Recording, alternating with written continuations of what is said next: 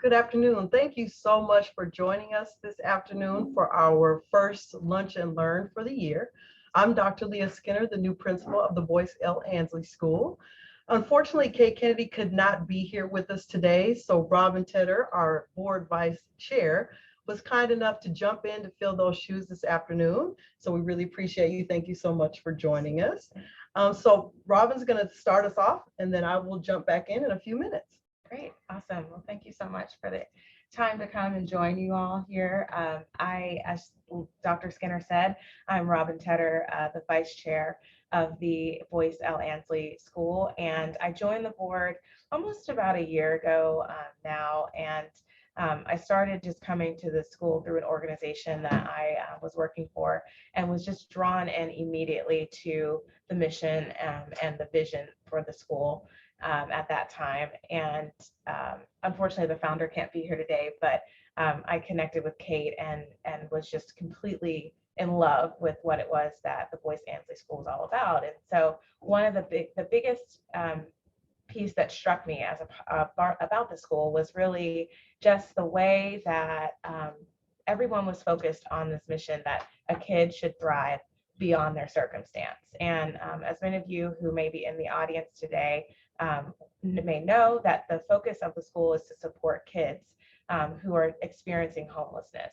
And so many people don't know this, but oftentimes, while the public school system does have provision for kids who are experiencing homelessness, it can be a very unstable environment for a kid who has to move from place to place or from school to school and doesn't have a place to sleep every night in the same location. And so what ends up happening, and we could talk forever about this because I'm very passionate about inequities in education, and that's part of my background. But kids oftentimes lose almost a half a year, I believe, of school every time that they change their school setting. And so that's a pretty, alarming statistic. And so it really does mean something very, very important to kids to be able to go to the same place every single day and to have that continuity of support and care from their teachers and from the wraparound support service individuals, that oftentimes, if you end up in a traditional setting, you may not actually have access to those services, but then also you just don't have the same level of stability to even understand. Someone may not understand your academic background, your academic needs, if you have to bounce from place to place every few months. And so that learning loss is so significant. And so one of the reasons why I in particular was adamant about joining the board and very excited about it is because I knew that they had a truly transformational place for kids to be, and to really, while other organizations have missions that are similar, I really felt like the Boyce Ansley School in particular, serving kids pre-K through second grade in this manner, could really be a significant model to show Atlanta what it means to be supportive of families that are going through a similar circumstance. And so I really am excited. We are still in our beginning phases in the school, but we've had a few really good years, and I know that it's something that we're going to continue to build upon. And that's one of the reasons why I'm so excited to talk a little bit more today with Dr. Skinner about what her plans are for this year, what they have been since she started in late summer of this year, and really just give you all just a small glimpse into the magic that is happening at the Boyce Ansley School for the kids that we serve. So with that, I'm going to stop talking and I'm going to turn it back over to Dr. Skinner, and she will share a little bit about herself, her background, and what she's up to at the school. And y'all, it's great what she's doing. So I'm going to pass it on to you. Thank you. Thank you so much. So yes, again, I'm Dr. Skinner, the new principal. I could not be more elated to have such an honorable role.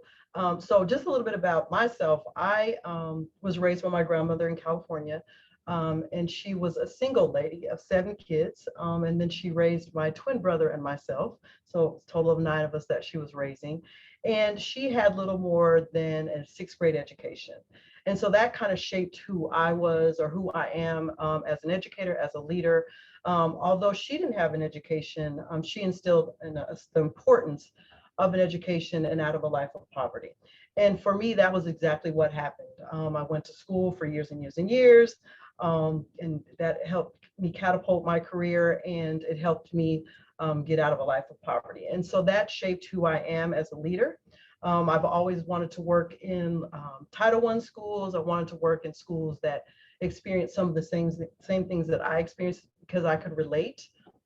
I could relate to some of the obstacles that our parents are facing every single day. And so, unfortunately, I did not know of the ANSI school before I got here, which I shame on myself because I live in Atlanta and I should know the ANSI school. But so when this position came available, and then I read the mission, I went straight to the website, read the mission, and I was like, oh my gosh, I have to be a part of that.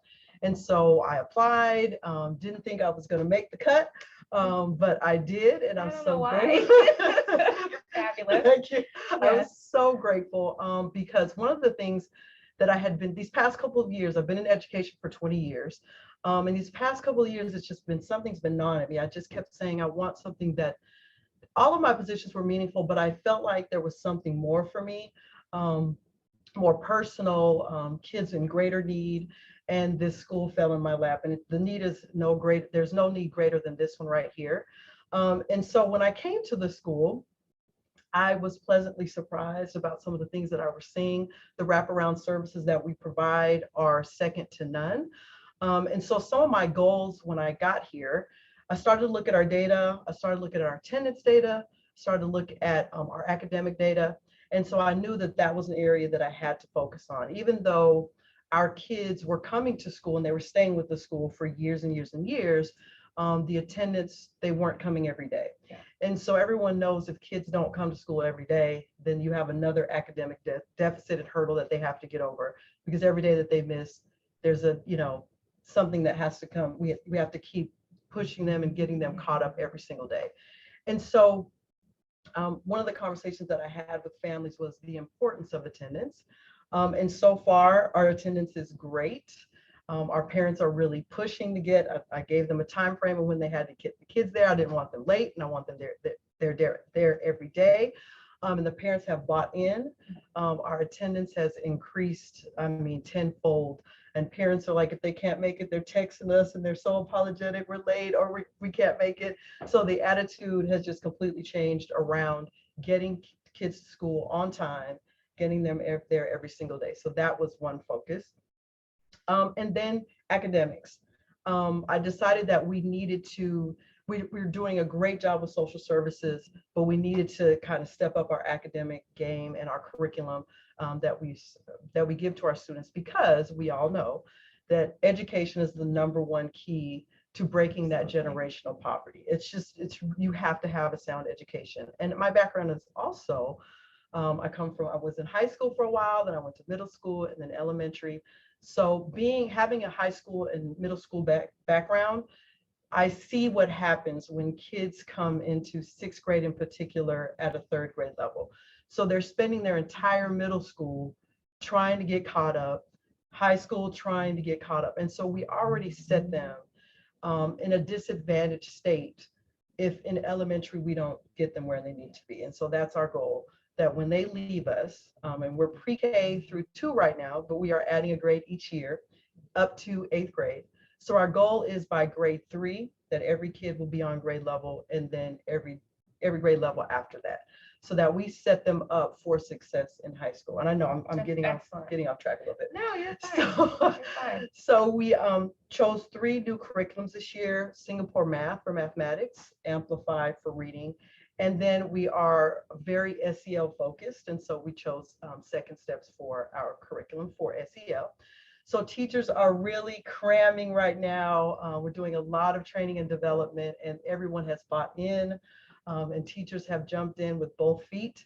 And so when you come in to visit, you'll see the work that they're putting in, and they're doing an amazing job. So I'm very excited about that.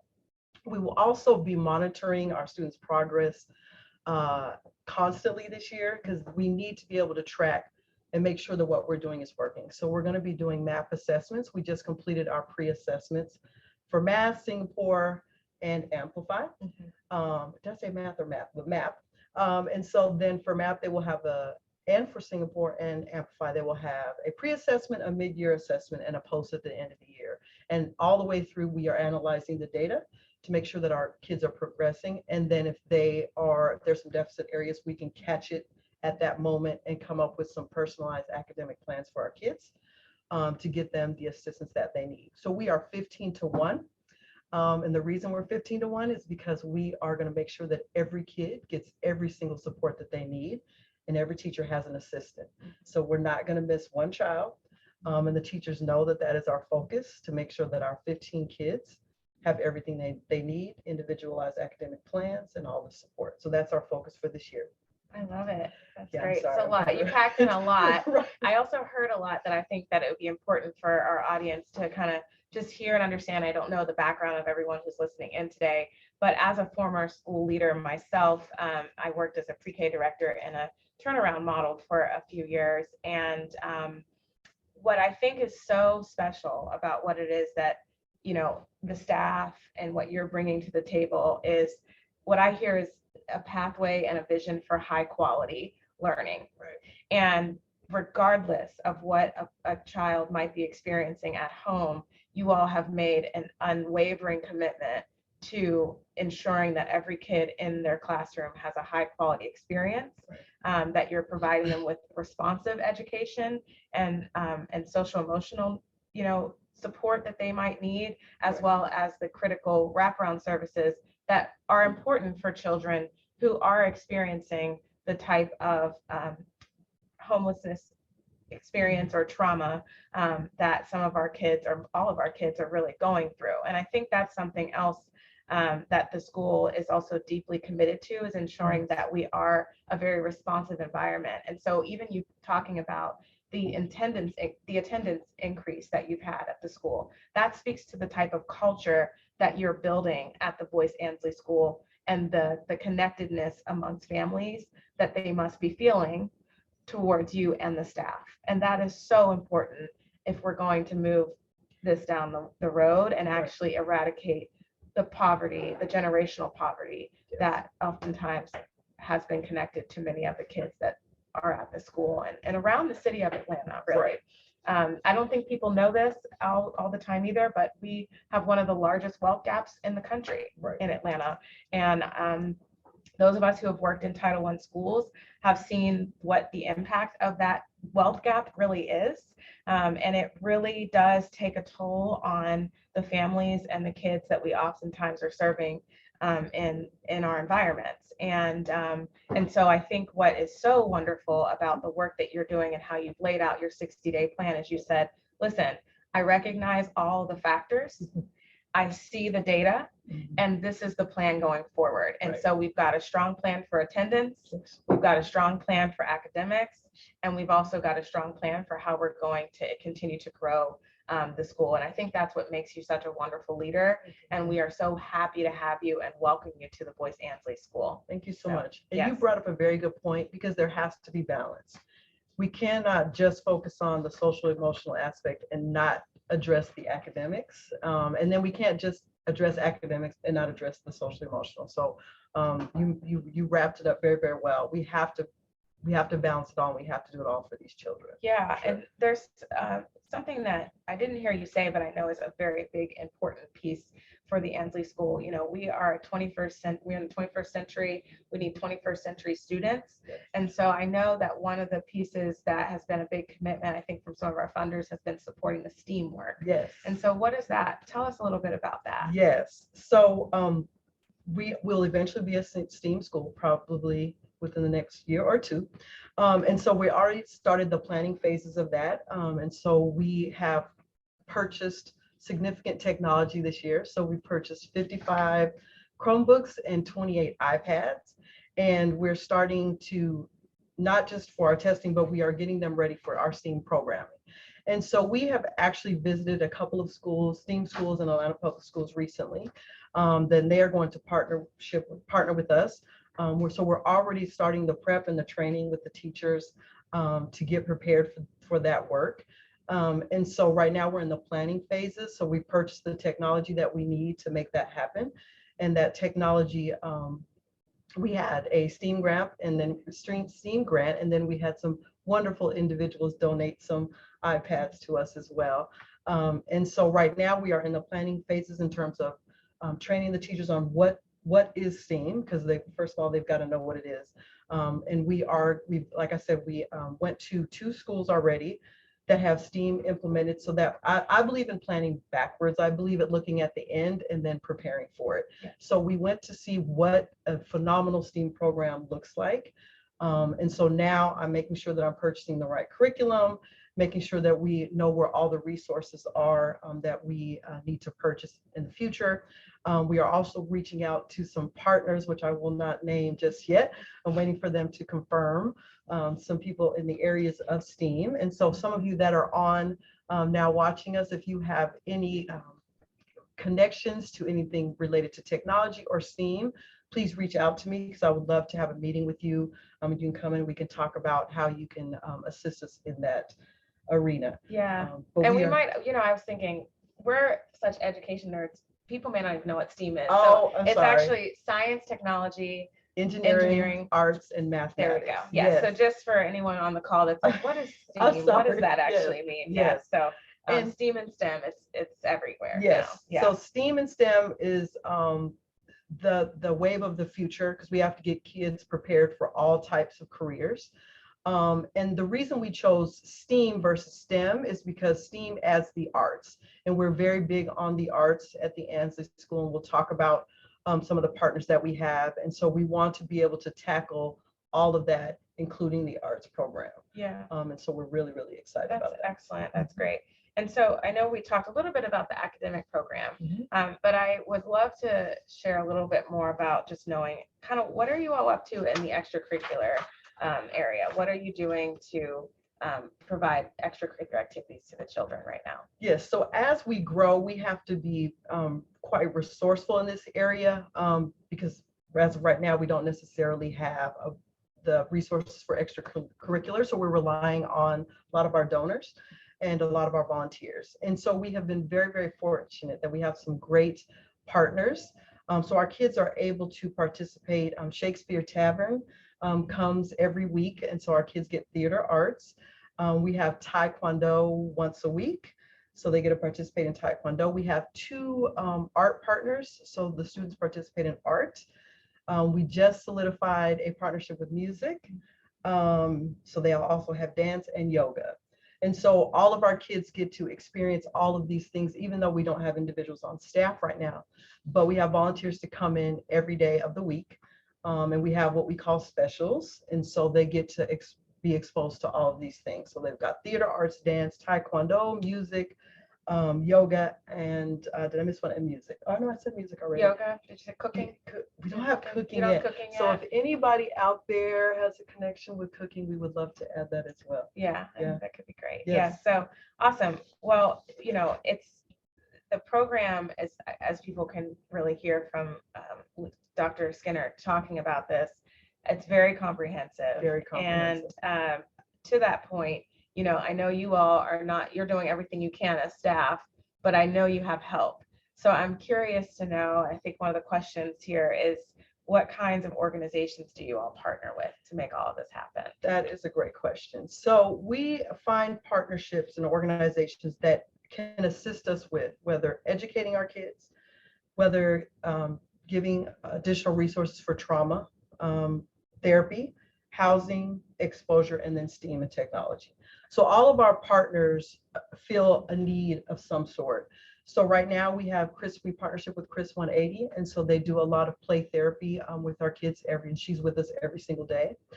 We have the Children's Museum of Atlanta that comes in once a month, and I think they will be coming in more frequently once COVID kind of gets under control. We have the Shakespeare Tavern, like I said before, with the arts, but with Shakespeare Tavern, it's just not just theater arts. They are also, everything that they do deals with helping our kids deal with their trauma. So it's more of a therapy session through performance. And so that's kind of the angle that everybody takes. Change to Humanity comes in every other week. They provide food for our families. And so that they were just there yesterday. Crossroads, we work a lot with Crossroads, a lot with getting housing for our families. They assist us with that. And the St. Luke's Church is pretty amazing. They pretty much help us with whatever we ask them to help us with. So that's fantastic. Restoration of Atlanta does our after school care for our kids. And I think I see a question already about that. So we'll probably talk about that in just a moment. But they come in, provide after school care for our families, as well as they feed them snacks and dinner. Yeah. Richmont Trauma Center is a new partnership with us this year. And so one of the things that we are focused on is a healing center for our entire family, because if one of the things that I noticed, I was like, we're doing a great job with kids and we need to do more with the entire family. Because if our families aren't well, if our parents aren't well, then our kids are not going to be well. So we are starting a healing center this year. And so Richmont Trauma Center is going to be assisting us with that, where we're going to be providing one-on-one therapy session for families, group sessions for families. And so that's our new partnership this year. Clark Atlanta is also going to be providing us with an additional social worker, no cost to us. So they'll be coming in, yes, doing some social work and some therapy as well. And then Georgia State will be coming, sending students to assist our kids who have particular learning needs that they need additional assistance with. So all of our partners, and so again, if you're listening and you feel like you can fill any of those gaps, whether it's education, technology and STEAM, housing, and therapy, or just exposing our kids, we like to get them out in the city to see things that they wouldn't normally see. So if you can assist us with any of those, again, please reach out. We'll set up a meeting and we'd be more happy to expand our volunteer base. That's great. And we've got how many scholars do we have? Right now we have 40. 40. We just got 2 this week. Yes, Yes. that's awesome. So they're constantly coming in as we spread the word. Parents are very happy about the experience that we are providing. And so they're telling other parents. And so we're getting more and more kids. That's fantastic. Yes. And there's so much around you. You mentioned the piece around the parents and kind of supporting the entire family. And I want to share just, my background being in early childhood education and development, that you can't separate the kid from the family or the family from the kid. Right. And being able to really think through, while we are a school and that is our primary focus, you don't have a school without families. Right. And so I think it's phenomenal that you're thinking through that a bit more. And we also know that the more support that the family gets, the better the child becomes. And we really want parent champions, no matter whether they're at Boyce Ansley or any other school. In order for us to get parent champions, we also need to be able to equip them with the ability to be strong and to advocate and to support their child's education. Right. And so I think that that's a huge part. The parent wellness is so critical. Right. And so are there any new questions in the chat at all that we have over here? I don't see any. I do have one more. You talked a little bit about it, but it's the after school program. Can you share a little bit about that? Because I know school ends at what time every day? 3 o'clock. Which is a lot to ask of parents to just come right there at 3 o'clock if they've got a job or something going on. So, tell us about that. Yeah, so Restoration Atlanta, we call them Rattle. So if you ever hear us say Rattle, that's what we mean, Restoration Atlanta.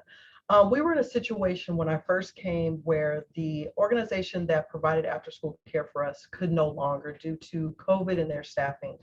And so I went into straight panic mode.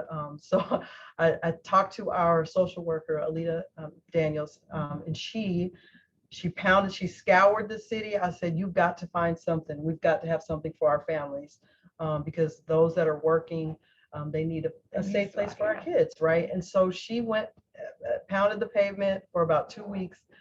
She found Restoration Atlanta. And luckily for us, Restoration Atlanta was looking to expanding their services to after school care because they are known for summer programs.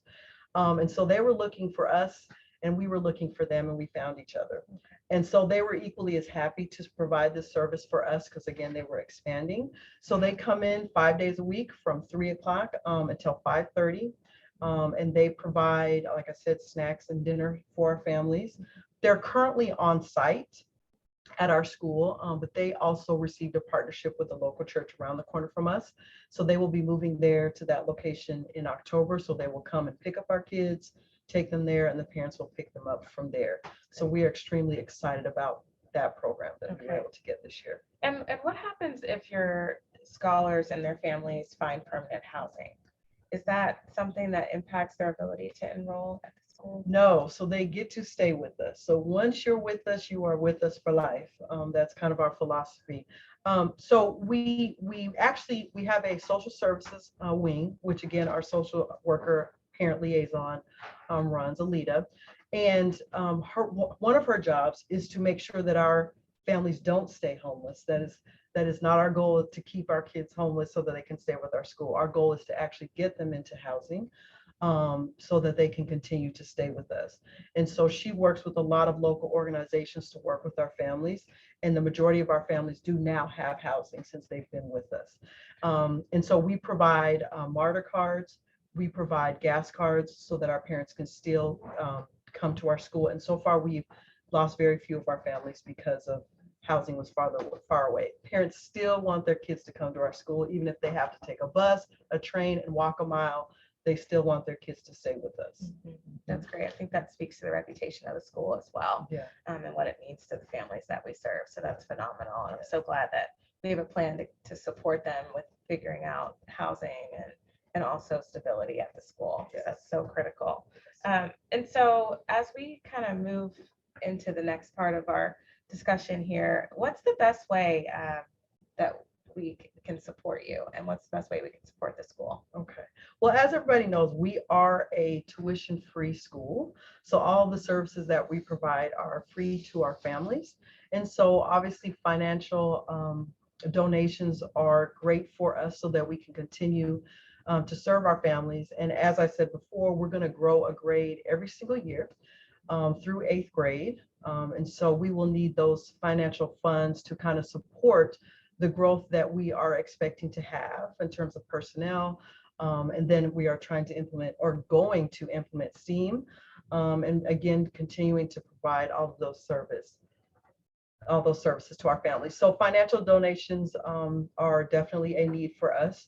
Also, one of the ways that you all can help us is sharing the great news about the Ansley schools. So going to our Facebook, our Twitter, our Instagram, making sure that you're sharing that information, that we are telling all of your friends about us, so that we can get people in the building to see the great things that are happening. Give us a call or reach out to us, email us, schedule a meeting to come and see what we're doing. We love having visitors. Our kids love having visitors as well. So that way you can come in and see what we're doing, see what we're offering. Social media is a big thing for us. And so if you could tweet, retweet, tell your friends. We have a couple of events. We have some volunteers who are setting up fundraising events for us that we will be doing in the next couple of weeks. And so if you would love to have a fundraising event on our behalf, we will be more than happy to come by and again share the good news of the Ansley School. Yeah, so those are pretty much the ways. Well, I think we're going to try to transition to see if there's other audience members that may have some questions for us. Okay. And so it looks like we've got one new question in the chat here. Okay. Have all the staff at the school been vaccinated is the question. Okay. So no, they have not at this particular time. That is a conversation we are currently conducting discussions with the board about how we are going to tackle that. But as of today, the answer to that question is no, but we are working on a plan. And in the next week or two, a decision will be made. The board will be making a decision and a determination about vaccinations in the school. Great. Okay. And it looks like there's another question here. What will happen to the scholars after 8th grade? That's a great question. That is a phenomenal question. So we're very particular about our children, right? So we will have put in by that time a large amount of work. We will have our kids prepared. And so one of the things that we don't want to do is then let them go off into the world where they will not continue to get that support. And so we are actually, and I'm not going to name any schools just yet, but we are visiting high schools right now. There are some very close to us that we are kind of vetting schools right now. And we will give the best information to our parents when that time comes, and we'll make recommendations about what schools that we think that they should go to. We have one in particular that's at the top of the list right now, but again, I will not say that name. But we are doing the research to make sure that all of our work doesn't go, out of the window once they leave us at 8th grade. So we will make sure that we have the best school recommended for our parents, and our parents trust us. And so I know that they will go with where we think that we should go. Yeah, that's interesting. I think that's something that from a board perspective, we also have, that's been top of mind too, is sort of what would be the transition.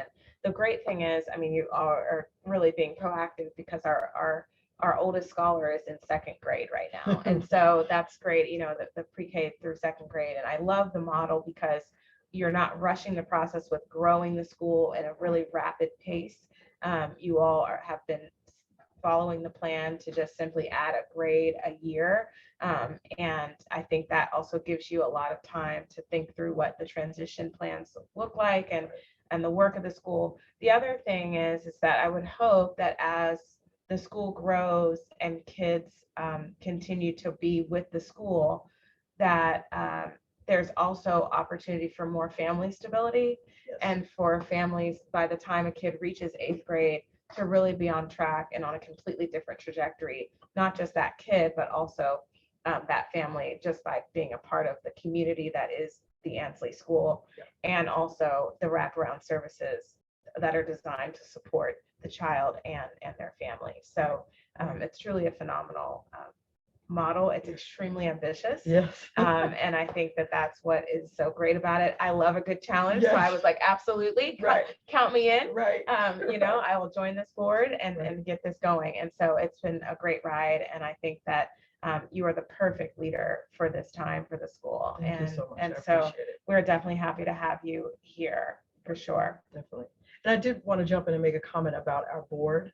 We have, I've had an opportunity to meet everybody on the board. And when I tell you, this is a working board, this is a board that is very committed to this mission.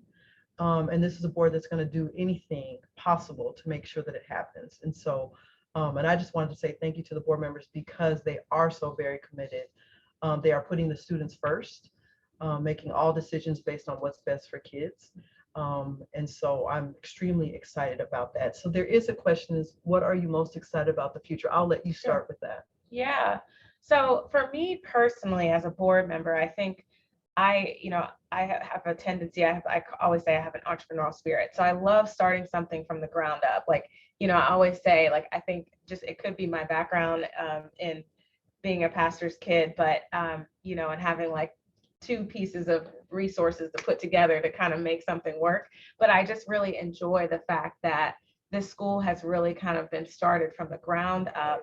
It started with a vision that Kate had, and she rallied her friends around it and said, this is what it is that we are going to do and to support the Atlanta community with this particular issue. And it's just grown. And I think when I think about the future, I think about what it means to have these kids grow up and become the next leaders in our region. I think about what it means for the school to just continue to be a model for others in the Atlanta area and beyond, to say that I know it feels impossible, but it is possible. Right. And that's why I really am so connected to just the whole concept of beyond circumstance. It's something that, I think I root that in my own individual experiences. I say my personal motto is find a way. Yeah. Find a way. Right. So, and that's what I think the school is actively doing, is finding a way to serve kids who are oftentimes moved from place to place, from school to school, and to create a place of stability. And that is what is most powerful about what we're doing. Right. And I can't wait to see it just flourish and grow. Me too. So what about you? I think the thing that I'm about to give a real academic answer, but it's the truth. I'm really excited about the academic foundation that we are providing for these kids. Because I think that when they leave us in 8th grade and they go to high school, they're going to excel based on what we provided for them, and socially as well. Don't get me wrong. I think the social service and the SEL is great too. But I think that academic foundation, again, coming from high school and middle school, having that experience, if we get them where we hope to and that we believe that we're going to get them, the sky's the limit for them. Absolutely. And so that's the thing that I am the most excited about, setting that bar high beyond circumstances. No matter what your circumstances are, that bar has to be here. And I'd love to see my staff, the teachers are buying in, everybody is just buying in. And so I'm really excited about that academic focus and making sure the kids, they have that foundation that they need. Fantastic. Yeah. There's another question here. How does the school support the parents? We talked a little bit about it, but we can get a little more into Yeah, that. sure. Yeah. So we have a whole student services wing. Again, Alita McDaniel is our social worker and parent liaison, so she kind of runs that whole department. And so we support them in a variety of ways. We talked about the Healing Center and working with their trauma as well and providing them therapy. We work with them on finding houses and employment. She does a really good job with employment services as well. A lot of our partners, Crossroads works with us with employment and housing as well. And then we again provide food for them. We provide transportation, whether that's gas cards or MARTA cards. Trying to think, I think that's pretty comprehensive. Yeah. Yes, we have a whole, so what happens is the parents come in, they need something, they go straight to Alita. And then whatever it is, she provides it. She finds someone to assist them in every kind of a way. So again, it's SEL, it's transportation, it's housing, it's employment, and it's food. And that's something that we deal with every single day. Yeah, absolutely. Absolutely. Yeah. And so, I mean, as you all can hear, we've got a lot of moving parts at the school, and we know that is no easy feat, just in terms of just the sweat that is put into the school and the effort that's put in there every day. But it also costs, and so we know that the generosity of others is truly what is continuing to drive the work in the school to really be what it is becoming as the Boyce Ansley School. And we thank every single person who has continued to be a contributor, whether that's volunteering, giving donations to the school. We really do appreciate your support, and certainly want to invite others, bring others into the mix, please. You know, if you've got a resource, if you've got a donation that you want to provide. One of the things that's happening now, and I just learned this, I'm a business owner too, and so I just learned that a portion of my tax money can actually just be sent directly as a donation to the school. So I'm going to take advantage of that this year. And I think I want to recommend and encourage others to look into that. I cannot remember the exact name of the fund. I think it's called the Apache Fund. Apogee. So Welford Moore is our development specialist, and he's running the show behind the scenes. And so he will be reaching out to each and every one of you that signed up today. And he'll be giving you a list of things that you can do to support us with the tax credit program, donating. So he is going to reach out to you once this session is over, I believe today or tomorrow, and let you know all the ways that you can support us financially. Also contact us at the school. Again, please come through to do a visit and just kind of see. You're going to fall in love when you come, so be prepared. So please bring your friends, tell us about it. And again, if you want to do an event, a fundraising event, again, reach out to us and we'll be more than happy. Yes, absolutely. And we are a 501c3 organization. So everything is tax deductible that you would provide to our organization. So thank you all so much for joining us today. We were so grateful to be here, and thank you, Georgia State, for giving us such a beautiful space to do this in. So awesome. It really means the world to us, and we are so grateful. So thank you all. Have a wonderful afternoon. Thank you all so much. And we'll see you very soon. Thank you.